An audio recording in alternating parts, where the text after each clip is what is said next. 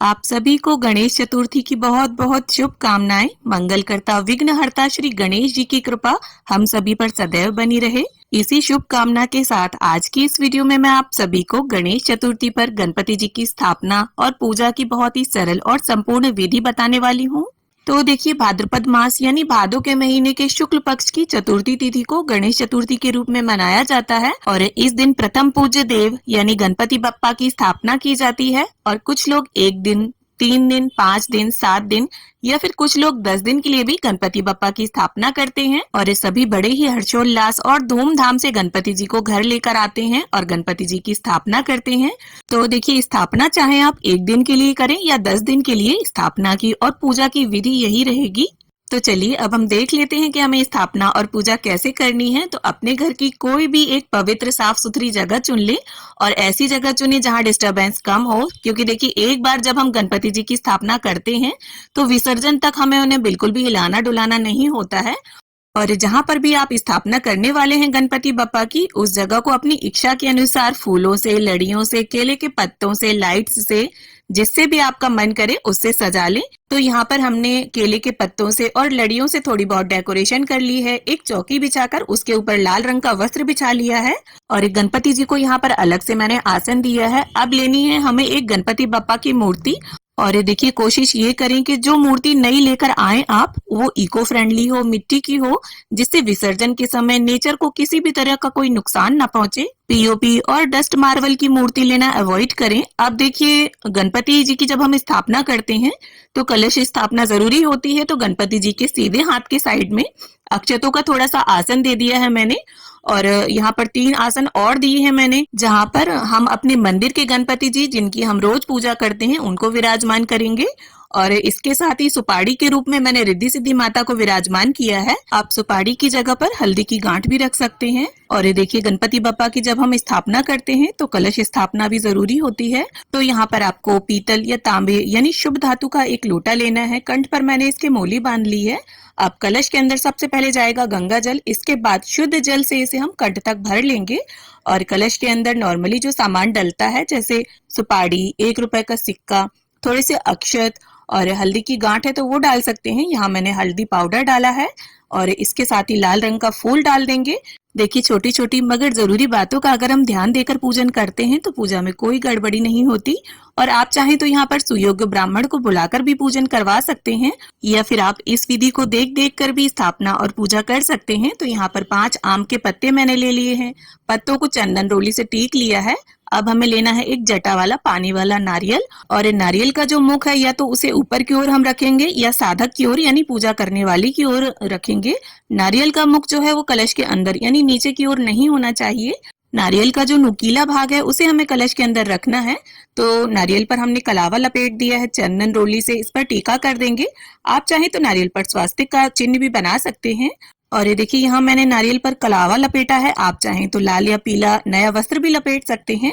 अब सबसे जो मंगल चिन्ह है यानी स्वास्तिक, उसे हम कलश के ऊपर बना लेंगे। तो आप सिंदूर, रोली, कुमकुम किसी से भी कलश पर स्वास्तिक का चिन्ह बना ले। अब देखिए, सभी की स्थापना हो गई है। कलश स्थापना हमने कर ली है। बड़े गणपति जी, छोटे गणपति जी, रिद्धि सिद्धि माता, सभी को हमने चौकी पर स्थान देते हुए विराजमान कर लिया है। अब गंगा जल और फूल की सहायता से स्नान के भाव से हम सभी को छींटा दे देंगे और चौकी पर भी जल का छींटा देते हुए शुद्धिकरण करेंगे। अब हम एक देसी घी का दिया लेंगे और उसे प्रज्वलित कर लेंगे। और इसके बाद देखिए, वस्त्र की भावना से यहाँ गणपति जी को मैंने कलावा अर्पित कर दिया है, जनेऊ अर्पित कर दिया है। आप चाहें तो नया वस्त्र भी उड़ा सकते हैं। और इसके साथ ही छोटे गणपति, रिद्धि सिद्धि माता, सभी को हम कलावा अर्पित करेंगे। और इसके बाद गणपति जी को चंदन और सिंदूर से टीका करेंगे। सिंदूर का टीका गणपति जी को अति प्रिय है तो सिंदूर का टीका आप जरूर करें। और इसके साथ ही रिद्धि सिद्धि माता को भी हम तिलक लगाएंगे। और नारियल पर हमने पहले ही टीका लगा दिया था और साथ में दीपक का भी पूजन आप करते चले। और टीके पर जैसे चावल लगाते हैं ना, उसी तरह से हम टीके पर चावल अर्पित करेंगे। और जो भी चावल आप पूजा में यूज करें उसे पहले ही देख लें। चावल पूर्ण होना चाहिए यानी अक्षत होना चाहिए, कहीं से भी टूटा फूटा ना हो। अब इसके साथ ही गणपति बप्पा को यहाँ पर लाल गुलाब मैं अर्पण करूंगी। तो इस तरह से जो भी फूल आपके पास हो, आप वो गणपति जी, रिद्धि सिद्धि माता, कलश देव, दीप देव सभी को अर्पित करें। तो देखिए गणपति स्थापना की शुरुआत लोकमान्य बाल गंगाधर तिलक ने की थी और बेसिकली ये त्योहार महाराष्ट्र, कर्नाटक, आंध्र प्रदेश के इलाकों में मनाया जाता है। लेकिन अब आजकल लगभग सभी जगह गणपति जी को धूमधाम से लाकर उनका पूजन किया जाता है। और गणपति जी की पूजा देखिए दुर्वा घास के बिना अधूरी होती है। तो दुर्वा घास के 2 पुंज यहाँ पर मैंने बना लिए हैं। आप 21 या 11 तार के 2 पुंज बना लें और कलावे की मदद से उन्हें बांध लें। और देखिए दुर्वा घास एक बार आप पार्क से लेकर आ जाएं। और दुर्वा घास जो है वो बासी नहीं मानी जाती है। आप फ्रिज में रखकर इसे रोज अर्पित कर सकते हैं, या फिर आप नहीं है अगर आपके पास तो आप धुलकर उसे वापस रोज चढ़ा सकते हैं। अब देखिए गणपति जी को गुड़ और नारियल का भोग हम अर्पित करेंगे और ये जो गुड़ नारियल है ये गणपति जी के पास ही रहेगा जब तक गणपति जी स्थापित रहेंगे। और देखिए अगर आपके यहाँ चीटियां वगैरह हैं तो आप इसे टिफिन में बंद करके भी रख सकते हैं। आप देखिए गणपति जी का जो सबसे प्रिय भोग है वो मोदक है और मोदक की जगह पर आप बेसन के, बूंदी के या मोतीचूर के लड्डू भी अर्पित कर सकते हैं, या जो भी मिष्ठान आप अर्पित करना चाहें प्रेम पूर्वक वो गणपति बप्पा को अर्पित करें। और इसके साथ ही घर पर मौसम में आने वाले जो भी फल उपलब्ध हों वो समर्पित करें। और फलों में केला जो है वो गणपति जी को बहुत प्रिय है, तो हो सके तो केले का भोग जरूर अर्पित करें। और इसके साथ ही पंचमेवे का भोग भी अर्पित कर सकते हैं। और जितने दिन के लिए भी आपने गणपति जी की स्थापना की है, हो सके तो रोज अपने हाथ से कुछ बनाकर उन्हें भोग लगाएं। तो यहाँ पर मैंने जवे की खीर का भोग लगाया है।